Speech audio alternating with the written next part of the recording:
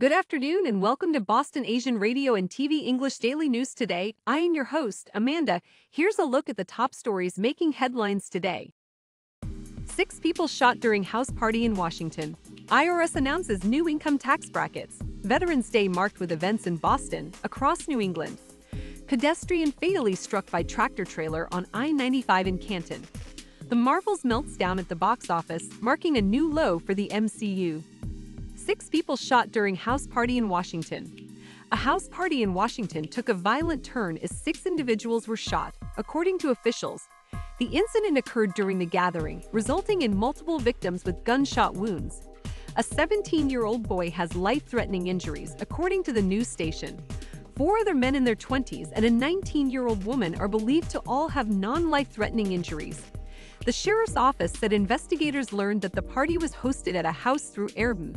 Authorities believe there may have been multiple shooters involved and that there are no suspects in custody. The exact circumstances and details surrounding the shooting are under investigation. IRS announces new income tax brackets. The IRS has unveiled updated income tax brackets for the upcoming tax year. For individual taxpayers and married couples, the federal standard deduction will be increased. The standard deduction for single filers will rise from $13,850 to $14,600, and for married couples filing jointly, it will increase from $27,700 to $29,200. The standard deduction for head of household filers will also go up from $20,800 to $21,900. The majority of taxpayers opt for the standard deduction, but some choose to itemize deductions such as mortgage interest, charitable contributions, and state and local income taxes. If the total of these itemized deductions exceeds the standard deduction, they may choose to itemize to save more on their taxes. Veterans Day marked with events in Boston, across New England. Veterans Day was commemorated with a series of events in Boston and throughout New England. It's a day to honor and express gratitude to all military veterans for their service and sacrifice. In Boston, a ceremony was held at the Soldiers and Sailors Monument on Boston Common. Mayor Michelle Wu and other local officials attended the event to pay their respects to veterans.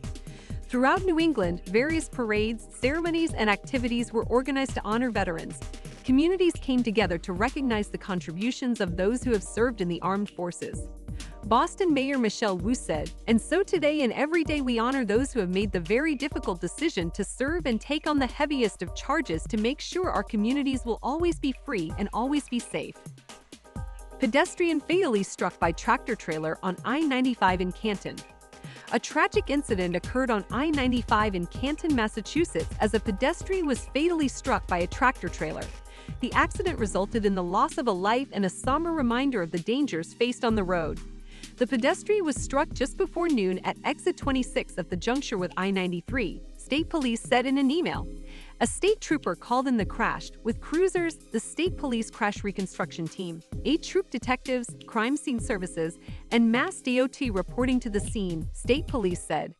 The victim's name has not been released. No other information is currently available. The Marvels melts down at the box office, marking a new low for the MCU. Since 2008's Iron Man, Marvel has been one of the most influential forces at the box office.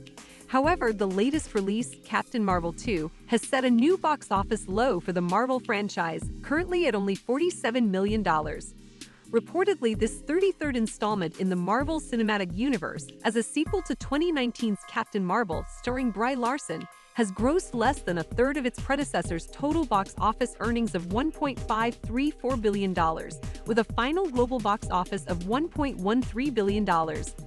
This sequel should not have been a weak point for the Marvel Cinematic Universe, but its opening box office fell over $100 million short of its predecessor, a situation that had not occurred before.